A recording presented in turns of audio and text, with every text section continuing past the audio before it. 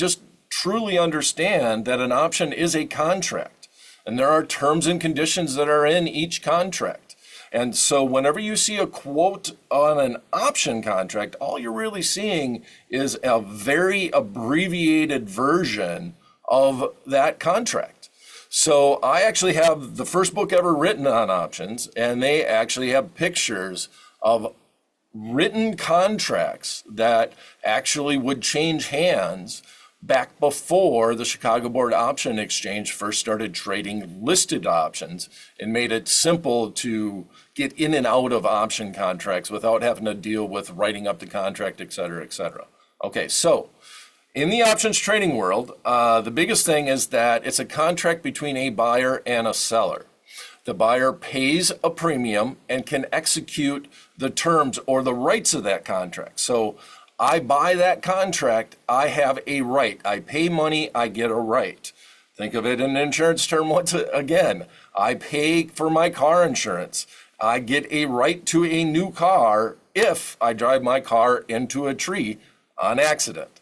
So you pay money, you get a right. That's also the way it is in the option trading world. Sellers are then obligated to fulfill the terms of the contract.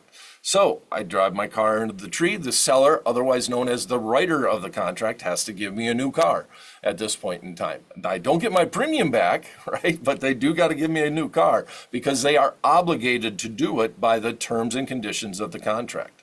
Now, issued as a call or a put, calls contain the right to buy, where puts contain the right to sell. And that literally comes from just old terminology. And that, once again, we're coming from the sell side of the marketplace, and this is the way the verbiage comes from. But you say, I want to call stock away from somebody. That means that you have the right to buy it. On the put side of things, it means that I want to put stock to somebody. That means that you have the right to sell it, right? So call means I'm calling it away. Put means I'm putting it to you.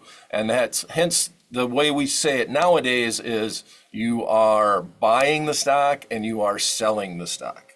Now there's a lot of terms and conditions that go along with that, but here we go to start. So the anatomy of an option contract. So I am signing up for this contract.